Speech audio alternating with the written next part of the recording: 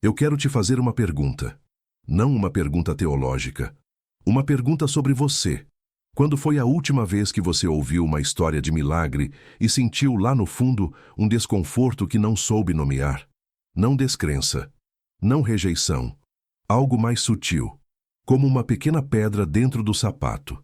Você continua andando, mas ela está ali.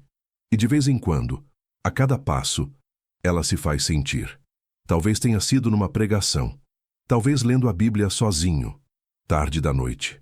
Talvez numa conversa com alguém que acredita profundamente e que esperava que você acreditasse da mesma forma. E você sorriu. E concordou.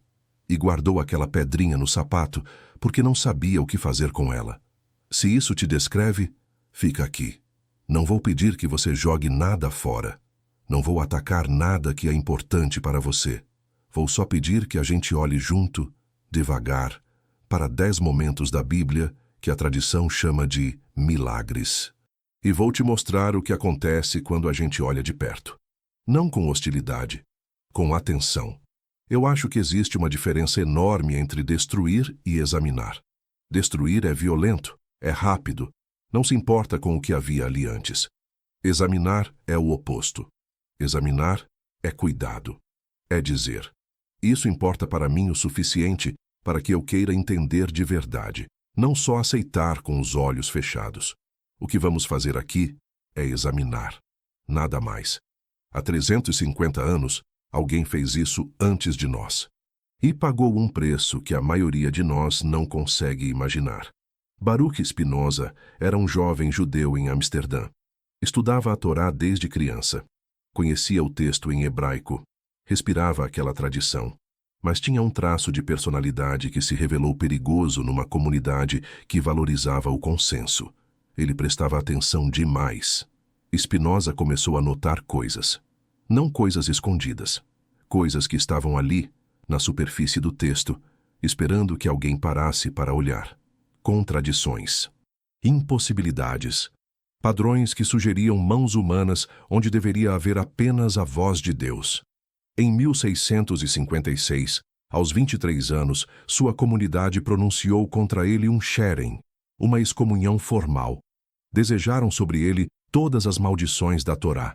Proibiram qualquer pessoa de falar com ele, de se aproximar dele, de ler qualquer coisa que ele escrevesse. A família o abandonou. Imagina isso. 23 anos. E o mundo inteiro que você conhecia desaparece. Não porque você fez algo cruel. Porque você leu com atenção demais. Às vezes penso no dia seguinte dele. Na manhã em que acordou e percebeu que não tinha mais para onde ir. Que as portas estavam todas fechadas. Que as pessoas que o criaram agora olhavam para o outro lado quando cruzavam com ele na rua. Que a tradição que o formou decidiu que ele não pertencia mais. E mesmo assim, ele continuou. Não por raiva, não por vingança, por algo mais simples e mais difícil, porque não conseguia fingir que não tinha visto o que viu. Ele passou o resto da vida polindo lentes para sobreviver, escrevendo filosofia em quartos alugados. Morreu aos 44 anos, com os pulmões destruídos pelo pó de vidro do seu ofício. A maldição nunca foi revogada, mas o método dele sobreviveu. E é esse método que vamos usar agora. Simples assim. Ler o que está escrito, notar o que aparece. Não fingir que uma contradição é um mistério. Não pedir desculpa por perceber o que está diante dos olhos. 10 milagres. 10 momentos em que, quando a gente olha de perto, algo começa a tremer. Vamos devagar, como quem caminha junto. O primeiro milagre é o mais antigo, e talvez o mais bonito de todos. Gênesis 1. A criação. Deus fala e o mundo surge. Haja luz, e a luz se faz. É poesia de uma força extraordinária. Mesmo que você não acredite em nada, a beleza desse texto é inegável. Mas Spinoza, lendo com atenção, notou algo que não costuma ser discutido. No terceiro dia, Deus cria as plantas. Vegetação, árvores, tudo que é verde. No quarto dia, Deus cria o sol. Fica com isso por um momento. As plantas existem por um dia inteiro antes do sol existir. E as plantas, como qualquer criança aprende na escola, precisam de luz solar para viver. Fotossíntese, o processo mais básico da biologia vegetal. Sem sol, não há fotossíntese. Sem fotossíntese, não há planta. Agora você pode dizer, mas Deus criou a luz no primeiro dia, antes do sol. Talvez essa luz fosse suficiente. Mas isso levanta outra pergunta. Se já existia uma luz suficiente para sustentar a vida, para que criar o sol no quarto dia? Qual é a função do sol se a luz já existia independentemente dele? O texto não responde. E talvez não precise responder, porque talvez a resposta esteja em outro lugar. Estudiosos identificaram há muito tempo que Gênesis contém não uma, mas duas narrativas de criação diferentes. Uma começa no capítulo 1 e vai até o capítulo 2:3. A outra começa em 2:4. E elas contam a história em ordens diferentes. Na primeira, as plantas vêm antes do ser humano. Na segunda, o ser humano vem antes das plantas. Duas mãos, duas tradições, duas formas de contar a origem de tudo, costuradas juntas por alguém que quis preservar ambas. E as costuras, quando você olha de perto, aparecem. Isso não diminui a beleza, mas muda a natureza do que estamos lendo. Não estamos lendo um relato único ditado por uma voz divina. Estamos lendo uma conversa entre tradições humanas que tentaram, cada uma à sua maneira, dar forma ao mistério da existência. E há algo profundamente bonito nisso. Há mais vida numa conversa do que num monólogo. Repara no que isso faz com você. Não precisa responder. Só percebe. O segundo milagre é o mais famoso do Antigo Testamento. O dilúvio de Noé. Deus decide recomeçar. A humanidade falhou. As águas sobem. Tudo morre, exceto Noé, sua família e os animais na arca. Quando as águas baixam, um arco-íris sela uma nova promessa. É uma narrativa de destruição e recomeço que ecoa em praticamente toda a cultura humana. Mas quando você abre o texto e lê devagar, encontra algo curioso. Gênesis 6:19 diz que Deus mandou Noé levar 2 de cada animal. 2. Simples. Mas Gênesis 7:2, apenas alguns versículos depois, diz que Deus mandou levar 7 pares de cada animal puro e 1 par de cada animal impuro. 2 ou 14. O texto diz ambos, na mesma história. E tem mais. Gênesis 7:12 diz que choveu por 40 dias e 40 noites. Gênesis 7:24 diz que as águas cobriram a terra por 150 dias. São números diferentes para a mesma enchente no mesmo livro. Estudiosos reconhecem que a narrativa do dilúvio é uma das mais claras demonstrações de textos combinados na Bíblia. 2 versões de uma mesma história, vindas de tradições diferentes, entrelaçadas por um editor que preservou ambas, mesmo quando se contradiziam. E há outro detalhe que raramente é mencionado fora do ambiente acadêmico. Uma narrativa notavelmente semelhante aparece no Épico de Gilgamesh, um texto mesopotâmico que antecede a versão bíblica em pelo menos 1000 anos. Um homem avisado por um deus, um barco, animais, uma enchente, um pássaro enviado para buscar terra seca, um sacrifício após as águas baixarem. A estrutura é quase idêntica. Isso não significa que a história bíblica foi copiada mecanicamente, mas sugere que ela faz parte de uma tradição narrativa muito mais ampla. Uma história que diferentes povos contaram de formas diferentes e que os autores bíblicos moldaram à sua teologia. Quando eu descobri isso pela primeira vez, senti algo parecido com vertigem. Não raiva, não decepção. Algo mais parecido com a sensação de perceber que uma música que você achava que era original faz parte de uma tradição muito mais antiga. A música não fica pior, mas você começa a ouvi-la dentro de um contexto que antes não existia. E esse contexto muda a escuta, não porque nega o valor, mas porque revela a profundidade. Repara no que isso faz com você, não com o texto, com você. O terceiro milagre é aquele que toda criança aprende na escola dominical. Moisés diante do mar, o cajado erguido, as águas se abrindo.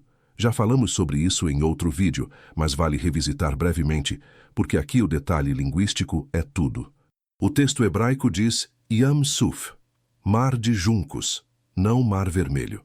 A tradição do mar vermelho vem de uma tradução grega que escolheu Erythra Thalassa, e dali se espalhou por todas as traduções posteriores. A imagem monumental que carregamos na cabeça, paredes de água, um oceano se abrindo, nasce não do texto original, mas de uma camada de tradução. O que Êxodo 14:21 realmente descreve é um vento leste forte que empurra as águas durante toda a noite, expondo terra seca. Num pântano raso, num mar de juncos, isso é um fenômeno documentado. Meteorologia, não milagre. Talvez o milagre esteja em outro lugar. Talvez esteja no momento certo, na coincidência impossível, na presença de um vento, exatamente quando era necessário. Mas é diferente de um oceano se partindo ao meio. E a diferença começa com uma única palavra, que foi traduzida de um jeito que mudou uma civilização inteira de imaginação. O quarto milagre é menos conhecido, mas igualmente revelador. As muralhas de Jericó. Josué 6 conta que os israelitas marcharam ao redor da cidade por 7 dias. No 7º dia, tocaram trombetas, o povo gritou e as muralhas desabaram. Uma vitória sobrenatural. A primeira conquista na terra prometida. Mas quando os arqueólogos escavaram Jericó, encontraram algo inesperado. O sítio de Tel es-Sultan, identificado como a Jericó bíblica, mostra sinais de destruição, mas não no período certo. As muralhas que caíram o fizeram séculos antes da época em que Josué supostamente viveu. Na época do suposto evento bíblico, a cidade aparentemente não estava ocupada de forma significativa. Kathleen Kenyon, a arqueóloga que escavou o sítio mais extensivamente, concluiu que Jericó estava essencialmente desabitada durante o final da Idade do Bronze, o período convencionalmente associado à conquista israelita. Não havia muralhas para derrubar. Não havia cidade para conquistar. Talvez a história se refira a um evento real ocorrido em outra época, recontextualizado séculos depois para servir a uma narrativa maior. Talvez seja inteiramente simbólica. Uma forma de dizer: quando Deus está do seu lado, muralhas caem. Não importa o tamanho delas, não importa a sua força, elas caem. E essa mensagem é poderosa, independentemente do que o solo diz. Mas o registro que temos no solo não sustenta o milagre como descrito. E há algo importante em admitir isso com tranquilidade, sem que pareça o fim do mundo, porque um texto pode ser profundamente significativo sem ser um relato jornalístico. E talvez reconhecer isso seja o começo de uma relação mais honesta com o que lemos. Fica com isso, sem pressa. O quinto milagre é o sol parando no céu. Josué 10, 12, 13. Descreve um momento em que Josué, no meio de uma batalha, pede que o sol pare, e o sol obedece. Fica parado no céu por quase um dia inteiro, dando aos israelitas tempo para vencer a batalha. É uma imagem de poder absoluto. O próprio cosmos obedecendo a um comandante humano por ordem divina. E durante séculos foi lida literalmente. O sol parou. Mas sabemos agora o que o texto não podia saber quando foi escrito. A terra é que se move. O sol não para, porque o sol não está andando. Para o sol parecer estacionário no céu, a terra teria que parar de girar. E se a terra parasse de girar, a inércia faria com que tudo na superfície fosse arremessado a mais de 1.600 km por hora. Os oceanos sairiam dos seus leitos. A atmosfera continuaria em movimento enquanto o chão parava. Seria o oposto de um milagre. Seria a destruição total. É claro que o texto foi escrito dentro de uma cosmologia em que a Terra era fixa e o Sol se movia ao seu redor. Isso não é uma crítica aos autores. É simplesmente o que se sabia na época. E eles usaram a linguagem da sua compreensão do universo para descrever algo extraordinário. Mas aqui está a pergunta suave. Se reconhecemos que a cosmologia do texto reflete o conhecimento humano de uma época específica, o que isso nos diz sobre a natureza do texto como um todo? É um registro literal de um evento cósmico? Ou é linguagem humana, tentando expressar a sensação de que, naquele dia, algo maior estava acontecendo? A segunda opção não é menor. É, de certo modo, mais honesta. Porque há algo profundamente humano em olhar para um dia de batalha em que tudo deu certo, em que o tempo pareceu se esticar, em que cada segundo pareceu durar 1 hora, e dizer: o sol parou para nós. Isso não é mentira. É poesia. É a linguagem que o espanto usa quando as palavras comuns não bastam. O problema surge quando insistimos em ler poesia como se fosse relatório, quando exigimos que uma expressão de admiração funcione como um tratado de astrofísica. Talvez o texto esteja pedindo para ser lido de outra forma, e talvez nós estejamos prontos para isso. O sexto milagre é o maná no deserto, o alimento que caía do céu todas as manhãs para alimentar os israelitas durante 40 anos de peregrinação. Êxodo 16 descreve uma substância fina, como geada, que aparecia sobre o chão a cada manhã. O povo a recolhia. Tinha gosto de bolo com mel. Não podia ser guardada para o dia seguinte, exceto na véspera do sábado, quando uma porção dupla era dada e durava 2 dias. É uma história bonita sobre provisão e confiança diária. E há algo nela que não precisa ser literal para ser verdadeiro. A ideia de que o suficiente é dado um dia de cada vez, que acumular é perder, que a confiança se pratica na repetição, isso é sabedoria genuína, independentemente de ter caído ou não do céu. Mas enquanto narrativa histórica, há tensões. 2 milhões de pessoas alimentadas diariamente por 40 anos exigiriam quantidades incalculáveis de comida. E como discutimos em outros vídeos, o registro arqueológico do Sinai não mostra sinais dessa população. Há naturalistas que observam que certas árvores do Sinai produzem uma resina doce que cai ao solo em pequenas escamas, especialmente pela manhã, e que nômades beduínos a coletam até hoje. É chamada de man em árabe. Pode ter sido a semente de uma tradição que, ao longo de séculos de recontagem, cresceu para alimentar uma nação inteira. Ou talvez não. Talvez seja outra coisa. O ponto não é resolver. É perceber que há mais camadas do que nos ensinaram a ver. E que cada camada, quando revelada com cuidado, não diminui a história. Acrescenta textura. Acrescenta humanidade. Acrescenta a possibilidade de que o sagrado e o natural não sejam opostos, mas parceiros numa dança que estamos apenas começando a entender. O sétimo milagre é a sarça ardente. Êxodo 3. Moisés está pastoreando ovelhas no deserto quando vê um arbusto que arde em fogo, mas não se consome. Ele se aproxima, e de dentro do fogo, Deus fala. É um dos momentos mais íntimos de toda a Bíblia. Não há multidão, não há exército. É só um homem, sozinho, num deserto, diante de algo que não entende. E desse momento de não entendimento nasce toda uma missão, toda uma libertação, toda uma tradição. Spinoza provavelmente teria notado que fenômenos de combustão espontânea em arbustos do deserto foram documentados por naturalistas. Certas plantas ricas em óleos voláteis, como a Dictamnus albus, podem produzir vapores inflamáveis que se acendem temporariamente sem consumir a planta. Viajantes no Oriente Médio relataram fenômenos assim ao longo dos séculos. Mas eu quero pausar aqui antes de seguir, porque acho que reduzir a sarça ardente a uma explicação botânica perde algo essencial. O que importa nessa história não é se o arbusto realmente pegou fogo. É que um homem viu algo que não entendia e, em vez de fugir, se aproximou. E nessa aproximação, algo mudou para sempre. Talvez o milagre não esteja no fogo. Talvez esteja na coragem de olhar. Repara na ironia. É exatamente o que estamos fazendo aqui. Vendo algo que não entendemos completamente. E em vez de fugir, nos aproximando. Com cuidado. Com curiosidade. Com a disposição de descobrir que o que encontramos talvez seja diferente do que esperávamos. Mas não menos real. Talvez mais. A sarça ardente nos ensina que o sagrado, às vezes, aparece exatamente onde não estávamos procurando. Num arbusto comum, num deserto vazio, no meio de uma rotina ordinária de pastor de ovelhas. E que a única condição para vê-lo é parar, tirar as sandálias e prestar atenção.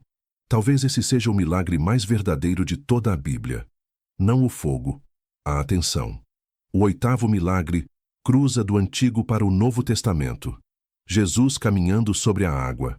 Mateus 14, 22, 33.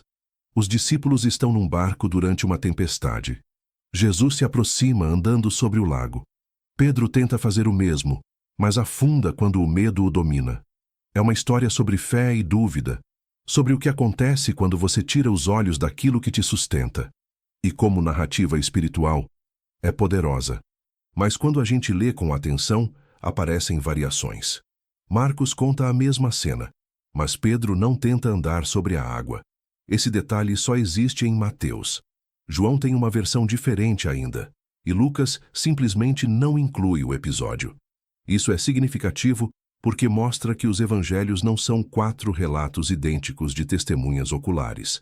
São narrativas compostas décadas depois dos eventos, por autores com intenções teológicas diferentes. Mateus adiciona Pedro porque quer fazer um ponto sobre fé e dúvida que Marcos não fazia. Não é erro, é edição, é escolha narrativa. E quando você percebe que detalhes de milagres são adicionados ou removidos conforme a intenção do autor, isso muda a natureza do que estamos lendo. De relato histórico para composição teológica. Do que aconteceu para o que significa. E talvez o que significa seja mais importante do que o que aconteceu. Talvez a pergunta, Pedro realmente andou sobre a água, seja menos interessante do que a pergunta, o que acontece quando tiramos os olhos daquilo que nos sustenta? Essa segunda pergunta não precisa de um milagre literal para ser verdadeira. Ela já é verdadeira na experiência de qualquer pessoa que já tentou algo impossível e deixou o medo vencer. O 9º milagre é a multiplicação dos pães. É talvez o milagre mais famoso de Jesus. 5 pães, 2 peixes, 5.000 homens alimentados e ainda sobram 12 cestos. Aparece nos 4 evangelhos, o que é raro. E em Marcos e Mateus acontece 2 vezes, uma com 5.000 e outra com 4.000. Mas as 2 versões no mesmo evangelho criam uma tensão curiosa. Depois de alimentar 5.000 pessoas miraculosamente, os discípulos enfrentam uma situação semelhante com 4.000 e parecem completamente surpresos, como se não tivessem acabado de testemunhar o mesmo milagre.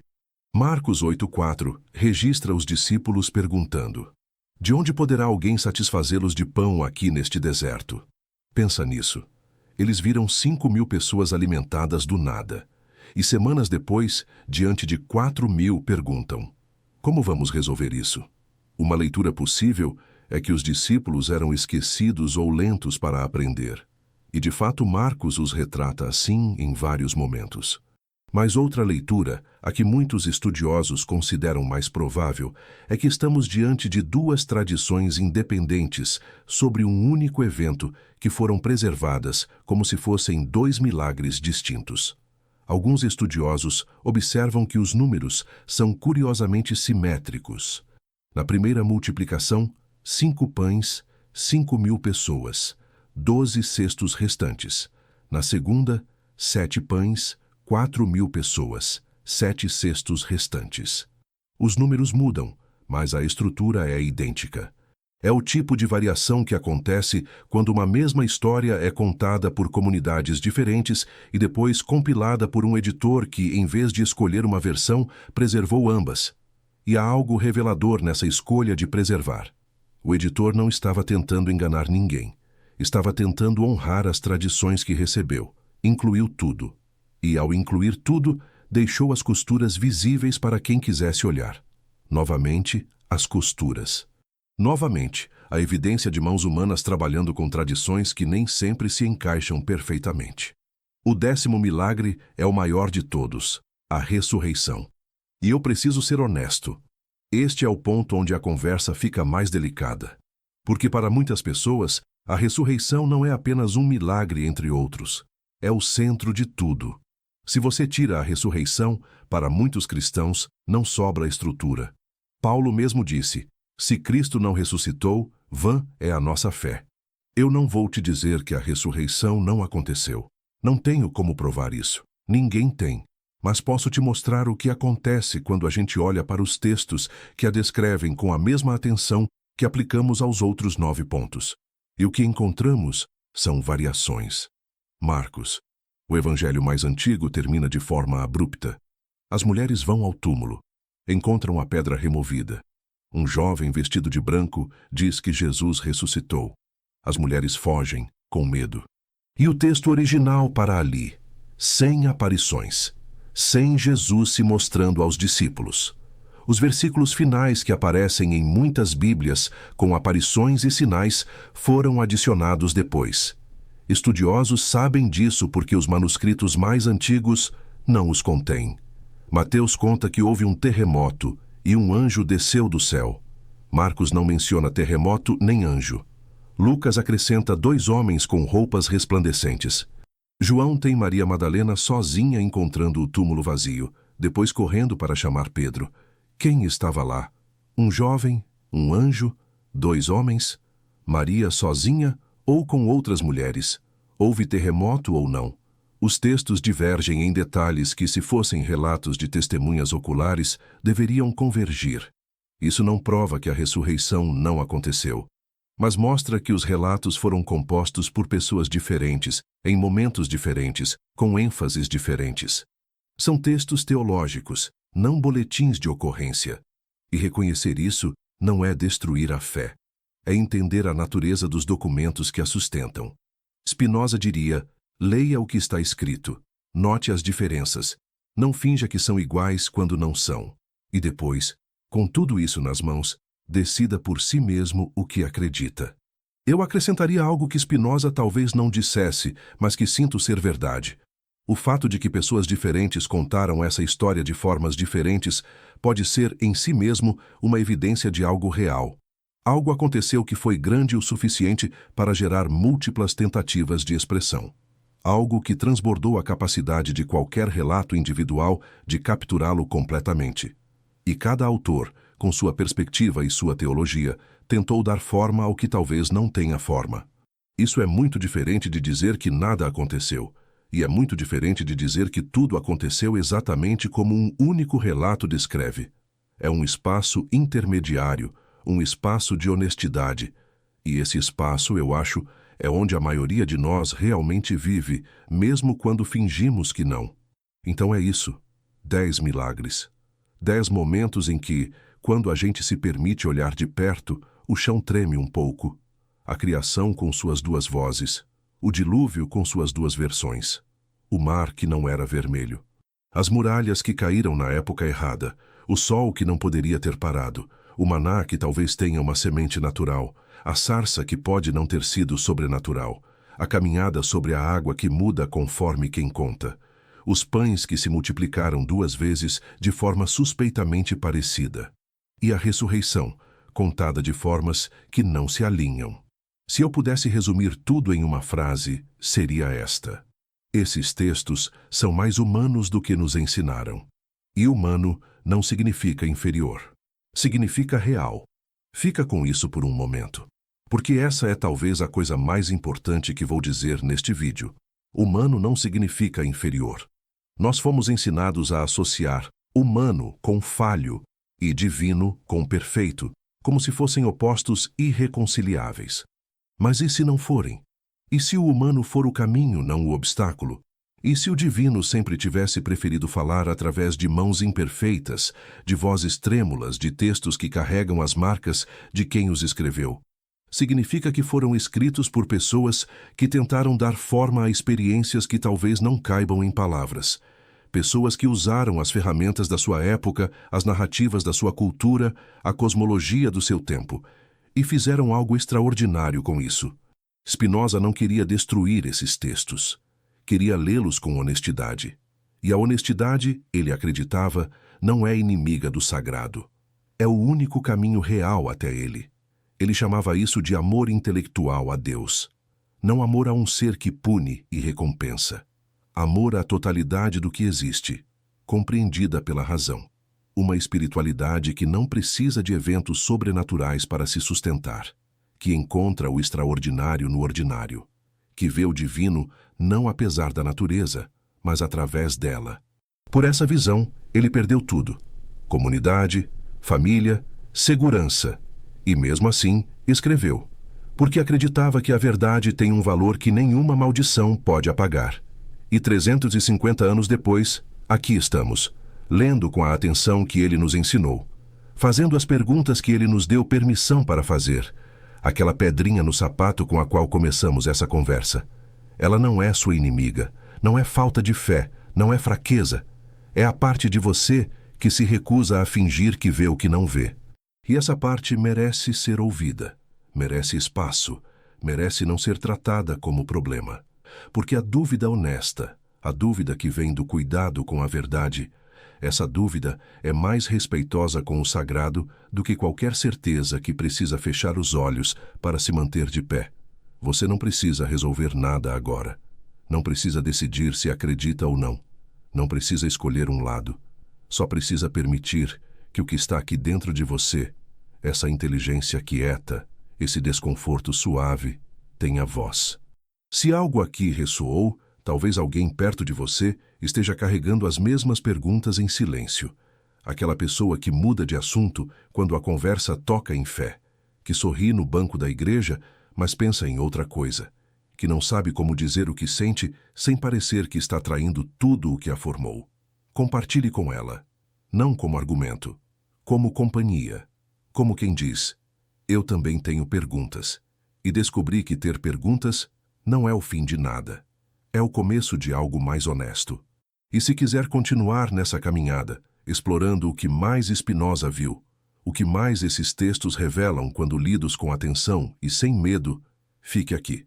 Esse canal existe para isso, para fazer com calma o que Spinoza começou sozinho, num quarto alugado em Amsterdã, com um par de lentes na mão e uma coragem que não precisava de público para existir, para devolver a você algo que sempre foi seu: a liberdade de olhar, a liberdade de notar, a liberdade de pensar. Você veio aqui com uma pedrinha no sapato. Talvez esteja saindo com algo diferente, não certeza, não descrença. Algo mais parecido com clareza. E a clareza, diferente da certeza, não exige que você feche os olhos.